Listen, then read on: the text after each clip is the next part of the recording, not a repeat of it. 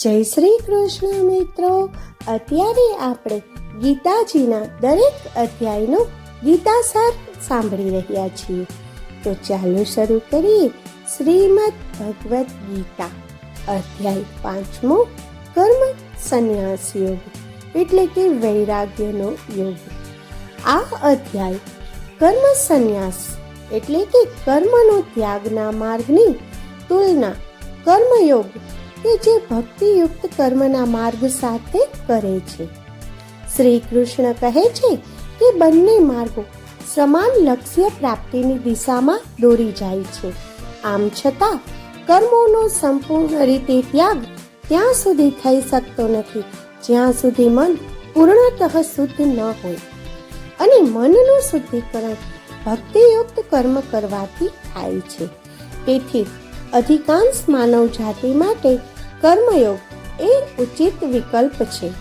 કર્મયોગી તેમના દુનિયાવી કર્તવ્યોનું પાલન શુદ્ધ બુદ્ધિથી તેમના કર્મના ફળો પ્રત્યેની આસક્તિનો ત્યાગ કરીને તેમજ તેમને ભગવાનને સમર્પિત કરીને કરે છે. આમ તેઓ જેમ કમળપત્ર જે જળમાં તે તરતું હોય છે તે જળથી અલિપ્ત રહે છે, તેમ પાપથી બિન પ્રભાવી રહે છે. જ્ઞાનના પ્રકાશથી તેઓ અનુભૂતિ કરે છે કે આ શરીર નવદ્વારયુક્ત નગર સમાન છે જેમાં આત્મા નિવાસ કરે છે. તેથી તેઓ સ્વયંને ન તો પોતાના કર્મના કર્તા ગણે છે કે ન તો ભોગતા ગણે છે. તેઓ સામ્ય દ્રષ્ટિથી સંપન્ન થઈને બ્રાહ્મણ, ગાય, હાથી, શ્વાન અને શ્વાનનો આહાર કરનારને સમાન દ્રષ્ટિથી જોવે છે. આવા સાચા જ્ઞાની પુરુષો ભગવાનના પવિત્ર ગુણોનો વિકાસ કરે છે અને પરમ સત્યમાં સ્થિત થાય છે. સંસારી મનુષ્યો ઇન્દ્રિયજન્ય પદાર્થોથી ઉત્પન્ન થતા સુખોનું આસ્વાદન કરવા પ્રયાસો કરે છે.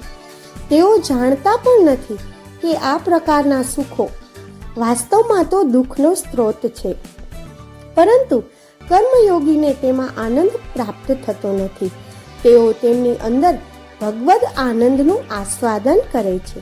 આગળ આ અધ્યાય ત્યાગના માર્ગનું વર્ણન કરે છે. કર્મ સંન્યાસીઓ તેમની ઇન્દ્રિયો, મન અને બુદ્ધિને સંયમિત કરવા તપશ્ચર્યા કરે છે. તેઓ બાહ્ય ભોગના સર્વ વિચારો બંધ કરી દે છે અને વાસના, ભય તથા ક્રોધથી મુક્ત થઈ જાય છે. પશ્ચાત ભગવદ ભક્તિ દ્વારા તેમની તપશ્ચર્યાને પરિપૂર્ણ કરે છે તથા ચિરસ્થાયી શાંતિ પ્રાપ્ત કરે છે અને ભગવત શરણ પામે છે. જય શ્રી કૃષ્ણ. જય દ્વારકાધીશ.